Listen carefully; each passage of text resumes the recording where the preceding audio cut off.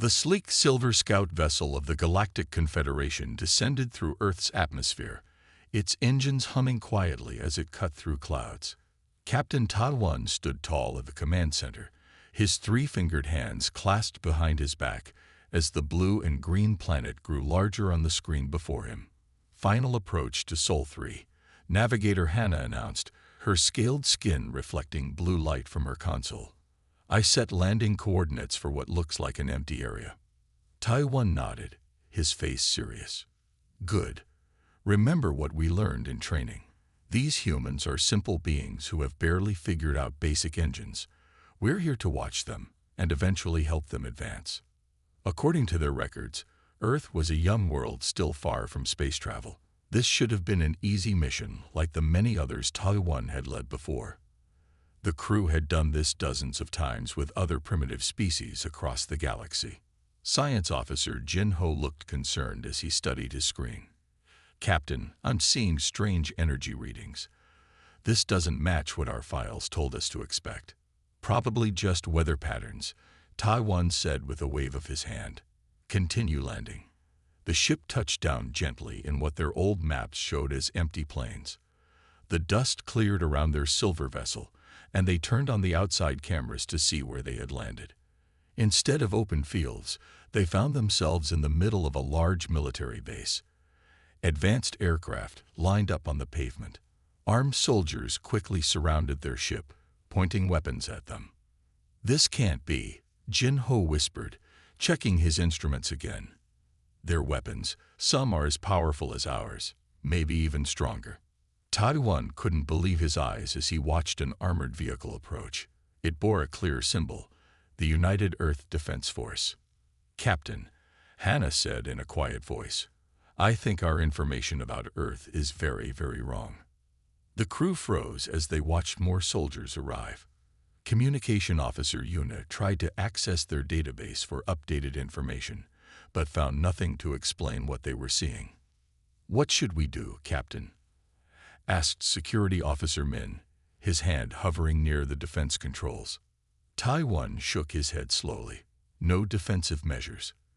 We came in peace, and will maintain that position. He turned to Yuna. Prepare our translation systems. We need to communicate with them immediately. Outside, the humans had formed a tight circle around the ship. Their weapons remained aimed at the hull, but none had fired. A figure stepped forward from the line of soldiers, clearly a leader based on the markings on their uniform. They're waiting for us to make the first move, Jin Ho observed. Taiwan straightened his shoulders. Then we shall not disappoint them. Prepare the landing ramp. I will meet them personally. His crew looked alarmed. Captain, we don't know if the air is safe for us, Yuna protested. Our scans show it's breathable, Jin Ho confirmed after checking his readings. But Captain, these humans appear much more advanced than we expected. This could be dangerous. More reason to establish peaceful contact quickly, Taiwan replied. If they're advanced enough to have these weapons, they're advanced enough to destroy us if they choose. The landing ramp lowered with a soft hiss. Bright sunlight streamed into the ship. Taiwan stepped forward, pausing at the top of the ramp. He activated his personal translator and raised his hands in the universal gesture of peace. People of Earth, he began, his translator converting his words to the human language. We come from the stars in peace. I am Captain Taiwan of the Galactic Confederation. The human soldiers didn't lower their weapons, but the leader stepped closer. This is a restricted military zone. Identify your purpose immediately, the human leader called out. Taiwan took a careful step down the ramp. We are explorers and scientists. We came to observe your world. Our information suggested your species was still developing basic technology. This statement caused some murmuring among the soldiers. The leader's expression changed from hostility to confusion. Basic technology. We've had interplanetary colonies for decades. This revelation sent a shock through Taiwan. He glanced back at his crew, who looked equally stunned. There must be a serious error in our records, Taiwan said. We believe your species had not yet achieved space travel. The human leader studied them for a long moment. I am Colonel Kang of the United Earth Defense Force. Your arrival has triggered all our alert systems. Just then, a new vehicle approached. Unlike the military vehicles, this one was unmarked. A human in different clothing stepped out. Not a soldier, but perhaps a scientist or diplomat. Colonel, let me speak with them, the newcomer said, approaching slowly. Colonel Kang hesitated but stepped aside. Dr. Sung, they're all yours. But my team stays on alert. The scientist approached the base of the ramp, looking up at Tadwan with obvious curiosity rather than fear. I'm Dr. Sung, Earth's leading xenobiologist. We've been preparing for first contact for many years, though we didn't expect it to happen in quite this way. The doctor smiled. May I come aboard to speak with you? Or would you prefer to come to our facility? Taiwan considered his options. Their mission had completely changed in just minutes. The peaceful observation of a primitive species was now a high-stakes diplomatic encounter with an advanced civilization. We would be honored to speak with you, Taiwan finally said. Perhaps a neutral meeting place would be best for both parties. Dr. Sung nodded. We can set up a meeting room in the hangar. Both sides can bring equal numbers. As arrangements were made, Taiwan returned briefly to the ship to confer with his crew. This changes everything, Jin Ho said. The Confederation must be informed immediately.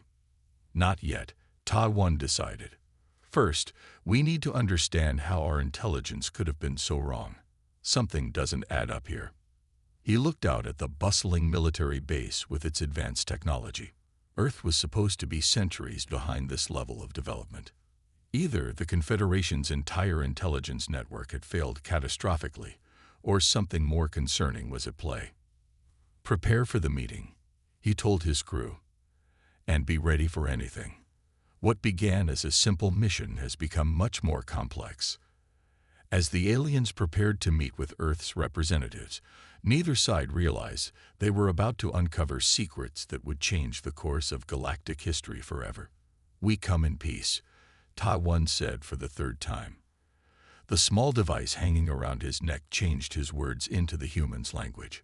He sat at one end of a metal table in a hastily prepared meeting room at the edge of the military base. Colonel Suji sat opposite him, her weapon resting on the table within easy reach. Her eyes never left the alien captain. You landed in the middle of a restricted military base. That doesn't seem peaceful to me. Explain why you're really here. 4 armed soldiers stood against the walls. Their fingers rested near the triggers of their weapons. The room felt tense, like a storm about to break. Taiwan looked at his small team. Navigator Hannah stood silently behind him, while Science Officer Jin Ho studied the humans with open curiosity. Communication Officer Yuna stepped forward, her scaled hands adjusting her own translator. Perhaps I can help, Yuna said gently. There has been a mistake. We thought your species had not yet achieved space travel. Our mission was simply to observe Earth and learn about your development. Colonel Suji's eyes narrowed. You expect me to believe advanced aliens crossed the stars just to watch us? Before Taiwan could answer, the door opened. A tall human in a white coat entered. He carried a small device similar to their translators. I'm Dr. Dong-hyun of the United Space Command's Language Division, he said. The newcomer's voice was calmer than the colonel's. Let's try to clear up this misunderstanding. Dr. Dong-hyun sat down next to Colonel Suji. Our sensors detected your ship entering our atmosphere. Your technology appears quite advanced, but you claim you thought we were primitive. This doesn't add up. Taiwan nodded slowly. I understand your suspicion.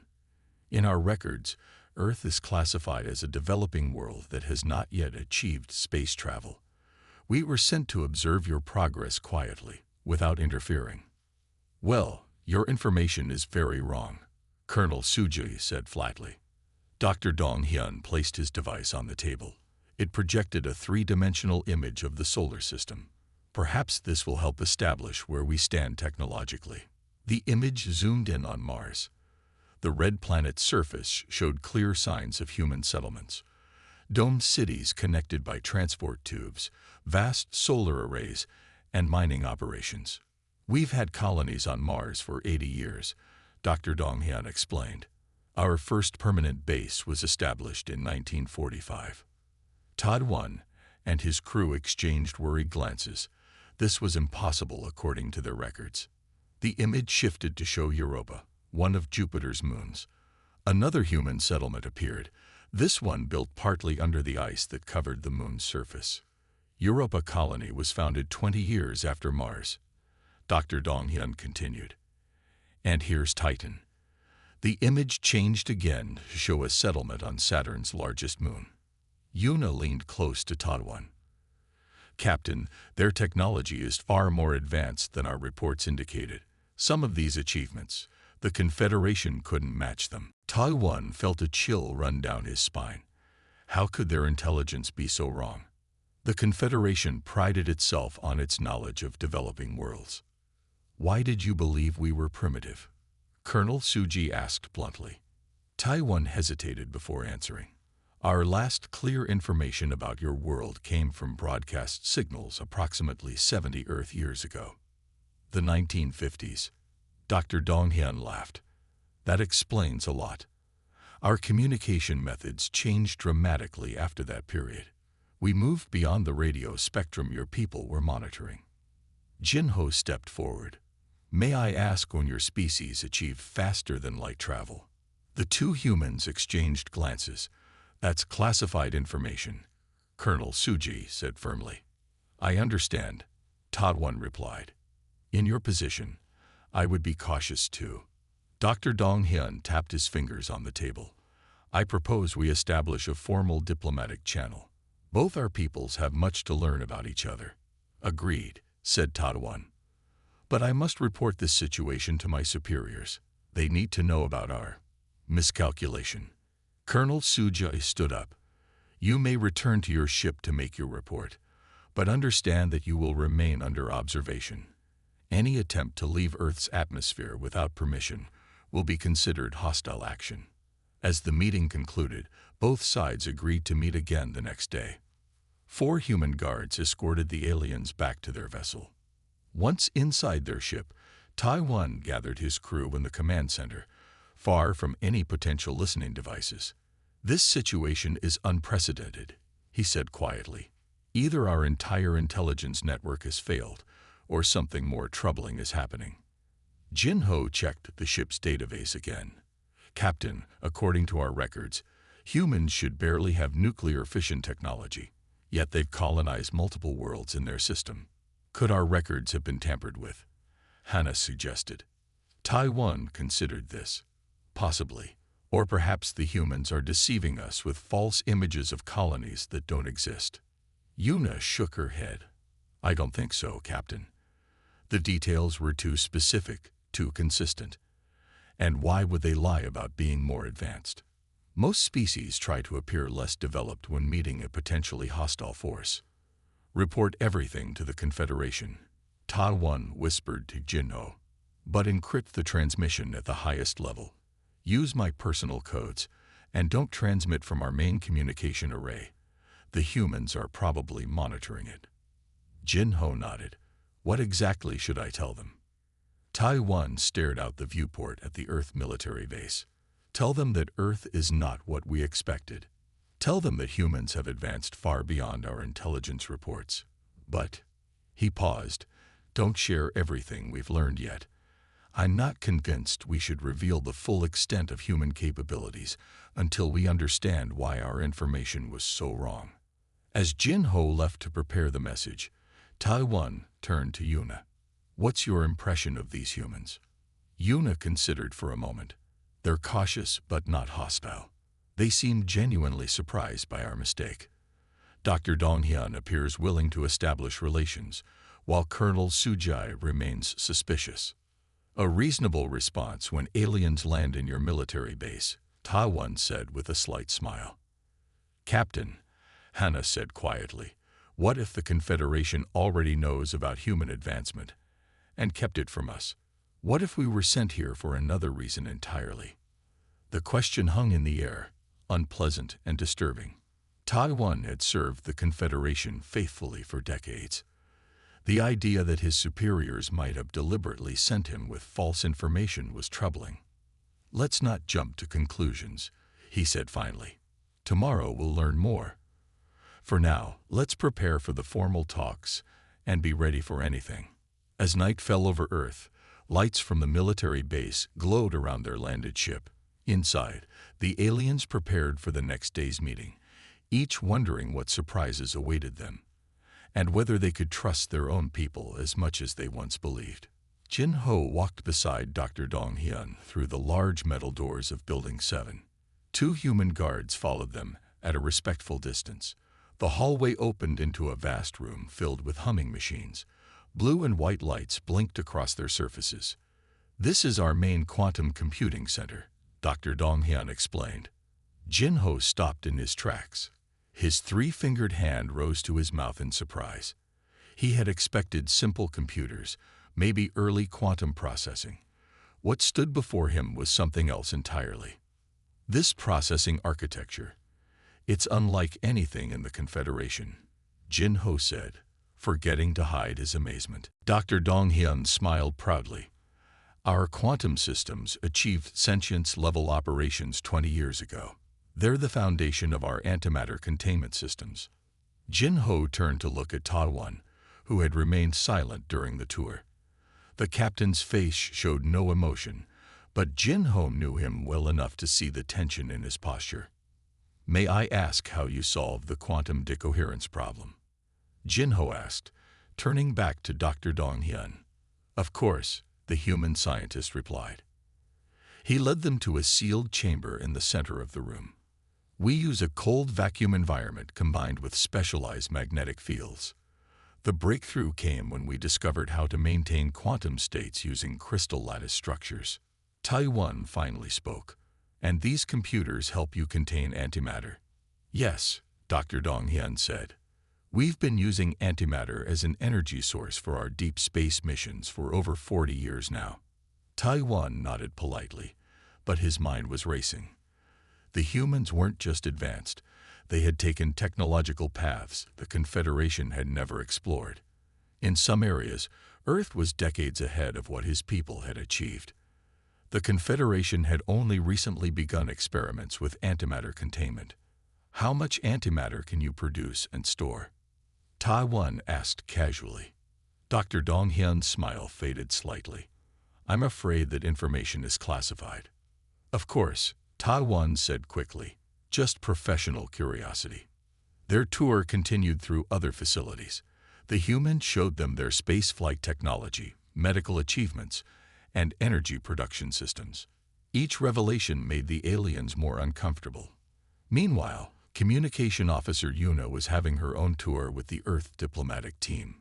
She sat in a large room with 5 human diplomats who asked polite but probing questions about the Galactic Confederation. "How many species belong to your confederation?" asked one diplomat, a woman named Director Key.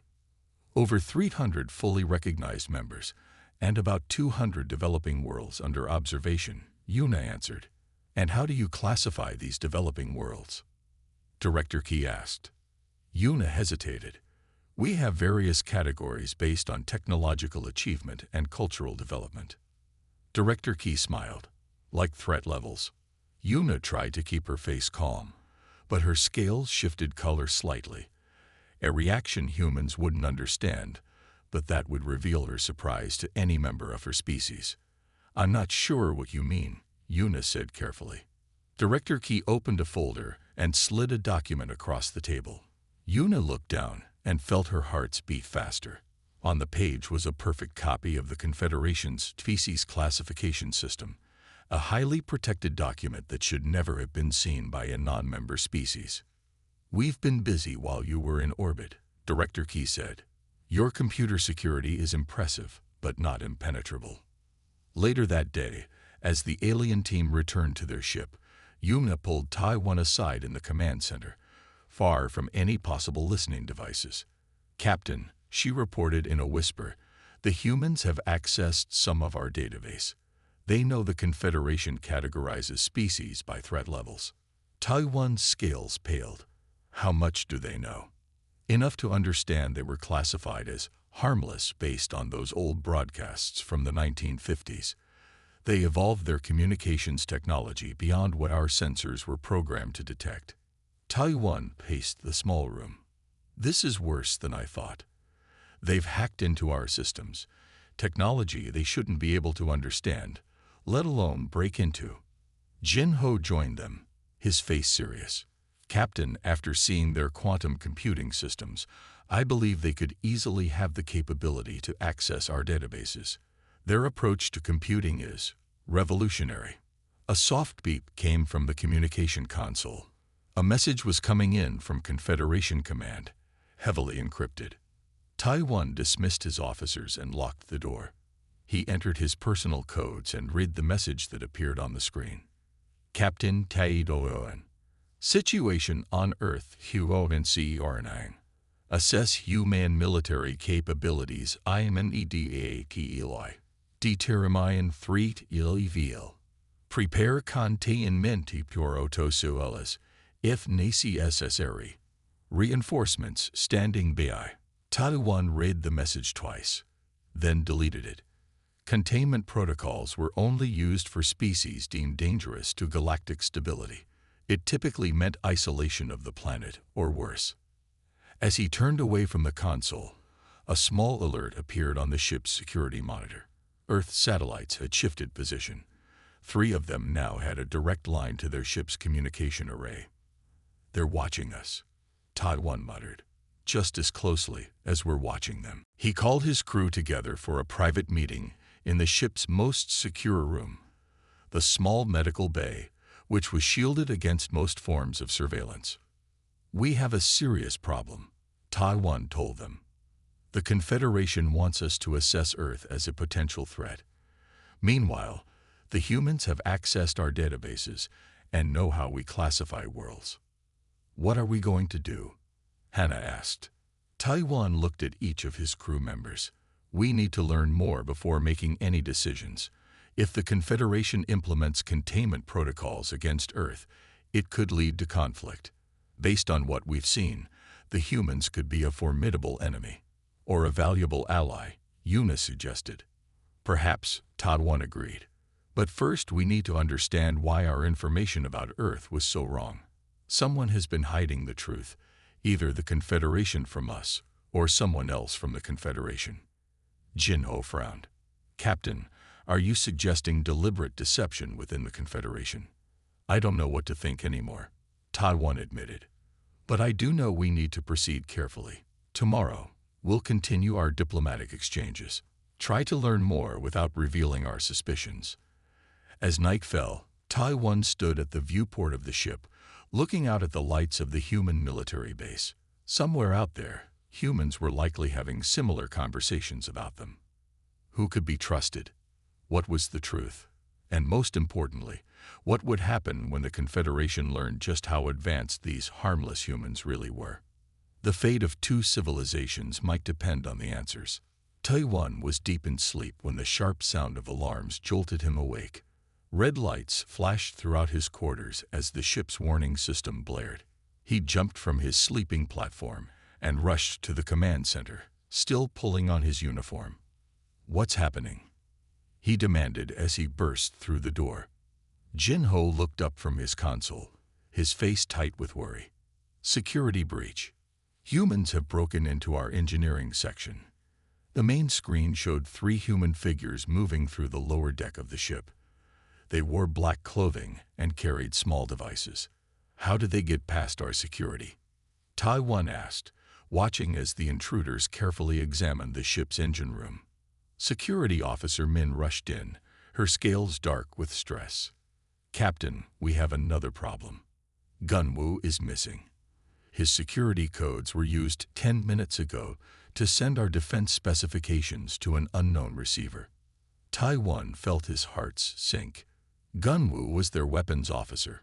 If he had shared their defense information with someone, it could put the entire ship at risk. Lock down all systems, Taiwan ordered, and seal the engine room. Trap the intruders inside. Min nodded and rushed to a control panel. Within seconds, metal doors slid shut throughout the ship. On the screen, the human intruders looked up in alarm as they heard the doors closing. "Captain," Hannah called from her station. "Earth defense systems are activating all around us. Their weapons are powering up." Tadawan's mind raced. This was spiraling out of control.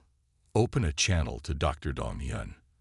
We need to talk to someone reasonable before this gets worse." Before they could establish contact, the base alarms began to sound. Through the viewport, they could see humans rushing to battle stations. The communication system crackled to life. Dr. Dong-hyun's face appeared on the screen, looking as worried as Tadawan felt. "Captain Tadawan," the human scientist said urgently, "we have a serious problem. Lieutenant Hyun-sik led an unauthorized team to capture your technology. I just learned about it, and I'm trying to call them back. We've trapped them in our engine room," Tadawan replied. "But we have problems of our own. Our weapons officer is missing, and someone used his codes to transmit our defense information." Dr. Dong-hyun's face grew even more serious. "That's not all. Someone has transmitted false information to your fleet claiming we're preparing to attack you. Our sensors show 6 large ships approaching the edge of our solar system." Taiwan felt as if the floor had dropped from beneath him. The Confederation battle fleet. They must have received a distress call. "Our defense grid has activated automatically," Dr. Dong-hyun explained. "The satellites are targeting the approaching ships. We're trying to override the system, but it's not responding to commands." Colonel Suji appeared beside Dr. Dong-hyun, her face hard. "Your people planned this," she accused. "First you pretend to be friendly, then you call in your warships." "No," Taiwan protested. "We came in peace. Something else is happening here." Yuna, who had been analyzing the communication patterns, suddenly straightened. "Captain, I found something in the transmission signals. These interference patterns, they match the signature of Nokyong technology."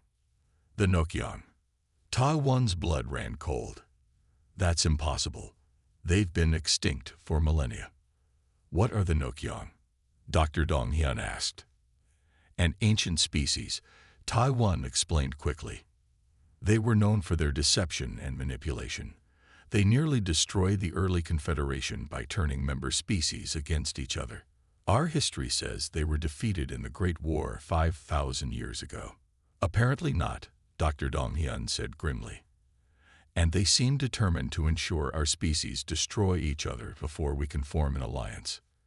The main screen changed to show the approaching Confederation fleet. The 6 warships had entered the outer solar system and were moving toward Earth at high speed. Earth's orbital defense platforms had locked onto them and were preparing to fire. "This is madness," Taiwan said to Dr. Dong-hyun as they worked frantically to establish communications with the fleet. Neither side wanted this conflict. "We have minutes, maybe less," Colonel Suji said, checking her own screens. "Once our defense systems fire, your fleet will respond with full force." Taiwan turned to Yuna. "Can you break through the interference and contact the fleet commander?" Yuna shook her head.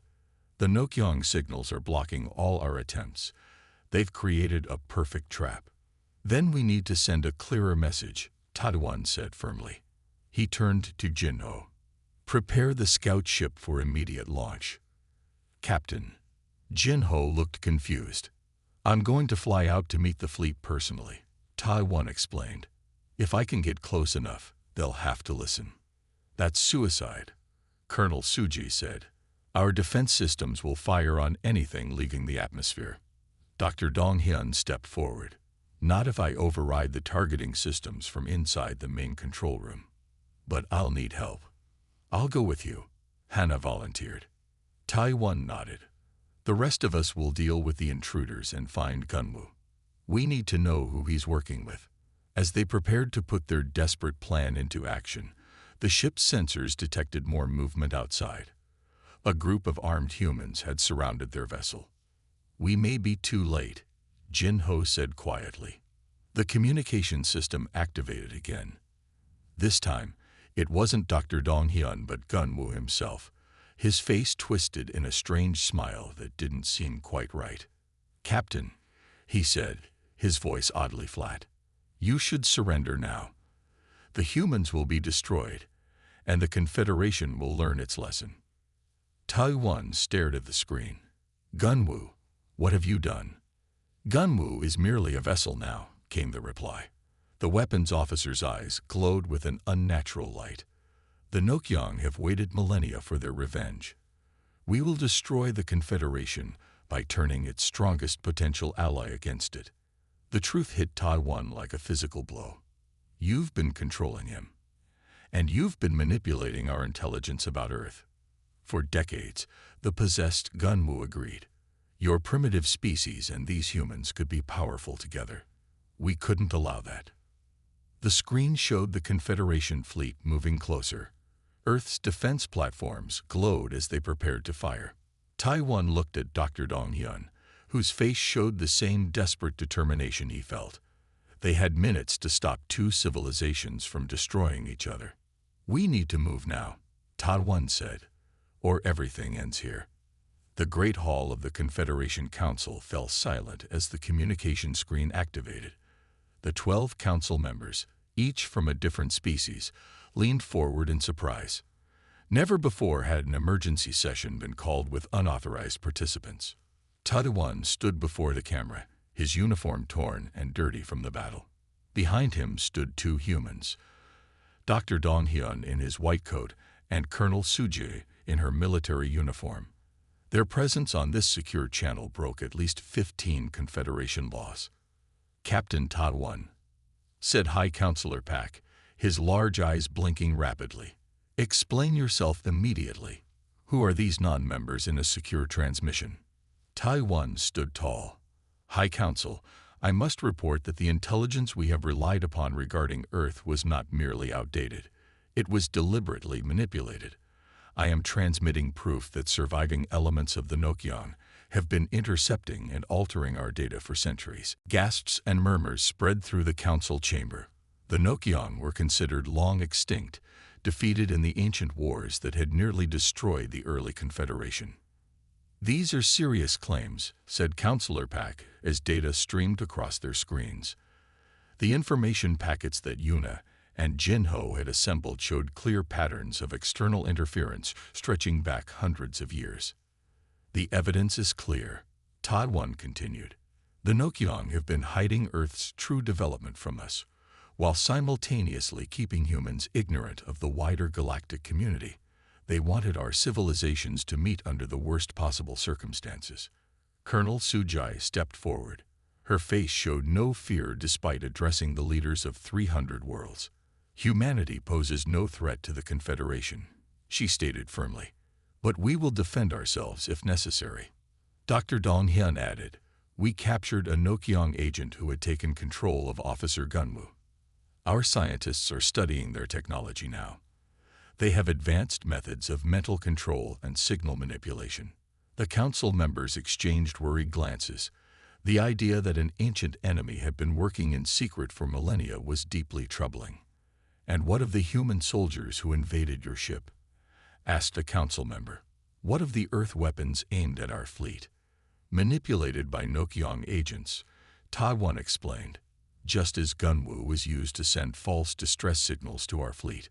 The rogue human team has been detained by Earth authorities, and we've confirmed they were being influenced through devices similar to what was used on Gunwu. Counselor Pak tapped his 6 fingers on the table. We need time to verify all this information. The fleet will maintain position but will take no aggressive action while we deliberate. The screen went dark. Taiwan, Dr. Donghyun, and Colonel Suji waited in the small communication room aboard the scout ship. They had barely escaped Earth in time to intercept the Confederation fleet. The battle-damaged vessel hung in space between the Earth forces and the Confederation warships, a small barrier between two civilizations on the brink of war. Will they believe us? Dr. Donghyun asked quietly. They must, Taiwan replied. The alternative is unthinkable. Hours passed. The tension grew with each minute. Finally, the communication system activated again. Captain Taiwan. Counselor Pak announced, the Council has reviewed your evidence. While we cannot yet confirm all details about the Nokyong's survival, the pattern of manipulation is clear. The fleet will stand down. We will establish proper diplomatic channels with Earth immediately. Taiwan felt relief wash over him. Earth had been saved. The Confederation had been saved. The Nokyong's plan had failed. 3 months later, Taiwan stood in the great assembly hall of the Galactic Confederation. The enormous room was filled with representatives from hundreds of worlds. Today was historic. The formal admission of Earth to the Confederation. Dr. Dong Hyun stood beside him, wearing the new blue uniform of Earth's diplomatic corps. They watched as Earth's delegation, led by Colonel Suji, now Ambassador Suji, took their seats among the representatives of 1,000 worlds. The High Speaker, an ancient being from one of the founding worlds, rose from his central platform. The hall fell silent. Today marks a historic occasion. The High Speaker's voice echoed through the chamber. For the first time in 500 years, we welcome a new full member to our community. The Terra Confederation Accord is now ratified. Earth is recognized as a full sovereign member of the galactic community. Cheers and the various sounds different species made to show approval filled the hall. The Earth delegation stood proudly as their planet's flag was raised alongside the other member worlds. As celebrations began around them, Taiwan turned to Dr. Dong Hyun. In all my years of exploration, I never expected to find a species that would change the course of galactic history. Dong Hyun smiled. Perhaps that's why the Nokyong tried so hard to keep us apart. They recognized what neither of us did, that together we might achieve things neither civilization could accomplish alone. The investigation into the Nokyong was still ongoing. Already, several agents had been discovered hidden within both human and Confederation organizations. Their technology for mind control and signal manipulation was being studied carefully under strict security. Our scientists have already started working with yours on the quantum computing technologies, Dong Hyun said. And your biological knowledge is helping our medical researchers make breakthroughs we never thought possible. And your antimatter containment systems are revolutionizing our space travel capabilities, Taiwan added. The High Council was particularly impressed by that. They walked to the great observation dome that topped the assembly hall. Through the clear crystal they could see the stars spread out above them, thousands of points of light, many with worlds now connected through the Confederation. What happens next? Dong Hyun asked. A joint expedition, Taiwan replied. The Council has approved a mission to find the Nokyong homeworld. We need to understand how many survived and what their capabilities are. I've been asked to join that mission, Taiwan added. As has Jin Ho. Earth will send representatives too. Dong Hyun nodded. I volunteered already. So did Suji. Taiwan smiled. I suspected you might. Below them, humans mingled with dozens of alien species, already forming connections and friendships. Where the Nokyong had tried to create conflict, understanding was growing instead. Taiwan looked out at the stars visible through the great crystal dome overhead. I believe you're right about why the Nokyong feared our alliance, and I can't wait to see what comes next. As night fell on the Confederation capital, the celebration continued. A new chapter in galactic history had begun, one that neither humans nor the Confederation could have imagined just months before. Whatever challenges lay ahead, they would face them together.